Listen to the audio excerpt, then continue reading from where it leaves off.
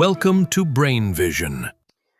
All right, so in this problem, we have Jane, who is standing at a train platform, and there are two trains coming from the same direction at the same speed, and both trains are blowing their whistle, but one train is slightly ahead of the other, and as that train just passes Jane and is starting to go past her, but the other train is still approaching toward her, they're both blowing their whistles, and she hears a beat pattern of 4 hertz from the whistles.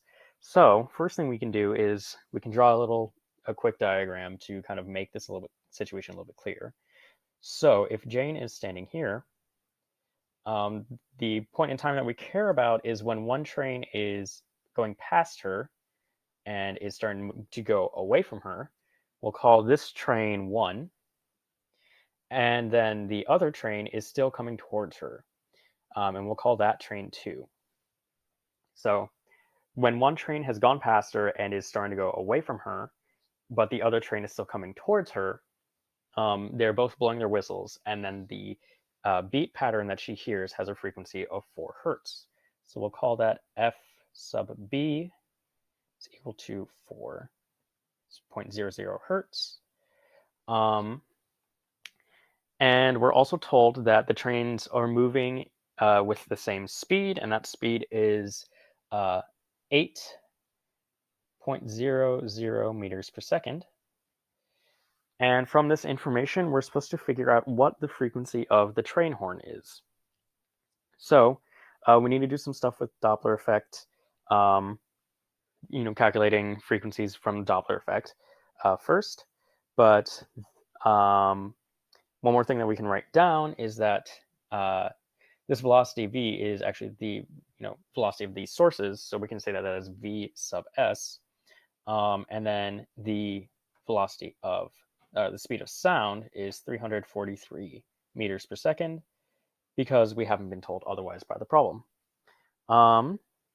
So first thing that we can say is that we can figure out the relationships between the true frequencies of the horns of the train whistles and what their perceived frequency by Jane is. So for train 1, it's moving away from Jane and she's standing still. So we can say that f prime sub 1 for the perceived frequency of train 1, we can say that that is equal to v over v plus vs, and all of that is times f, the true frequency. And we have v and vs, so we can go ahead and actually just plug these in and just get a constant times f to give a relationship between f1, f prime 1, and the frequency of the train whistle. So let's go ahead and do that now because it'll be helpful in a little bit. So we can say that that is 343 divided by 343 plus 8.00, and that of course is times f. And if you simplify the fraction, you'll get that f prime sub 1 is equal to 0.977 f. And now we're going to go ahead and do the same thing for train 2. So the perceived frequency of train 2's whistle is going to be related to f by the formula v over v minus vs times the actual frequency f. And this is because the train is coming towards Jane while Jane is standing still. Because this is train 2, this is the one that has not passed her yet, so it's still getting closer to her. So now we can go ahead and plug in for v and vs. So 343 over 343 minus 8.00, and that of course is times f. And if we just calculate the fraction, we'll get that the perceived pitch of the second train's whistle is going to be equal to 1.02 times f. Now, we can relate this to the beating pattern, so FB.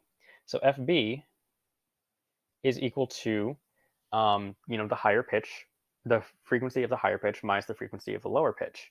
So the higher pitch here is going to be F2. We know that because looking at our calculations from the part we just did, we see that the perceived frequency of the second train is going to be 1.202 times the actual frequency, whereas the frequency of the first train is going to be 0.977, which means that the perceived frequency of the second train is going to be higher than that of the first one. We can also see it by looking at our diagram because, if the train is coming towards Jane, the Doppler effect is going to shift its pitch slightly, the train's whistle slightly up, whereas the first one's going away, so it's going to shift that one's whistle slightly down, so it makes sense. So FB is then going to be equal to F prime 2 minus F prime 1. Oops. Prime. And then that is equal to 4.00 hertz. Well, let's go ahead and plug in our 0.997 F and 1.02 F for F prime 2 and F prime 1. And we'll get 1.02 F minus 0.977 F is equal to 4.00. And of course, when you're calculating these decimals, 1.02 and 0.977, you'll have a bunch of decimals after that that'll get cut off. But you'll want to keep as many of those as you can when you're doing this calculation in order to get everything right. So if you keep all the decimals, you should get, when you do 1.02 F minus 0.977 F, you should get 0.0467 F is equal to 4.00. And then if we divide both sides by 0.0467, we'll get that F, the frequency of the train horns, is equal to 85.7 hertz. And that's how you do this problem.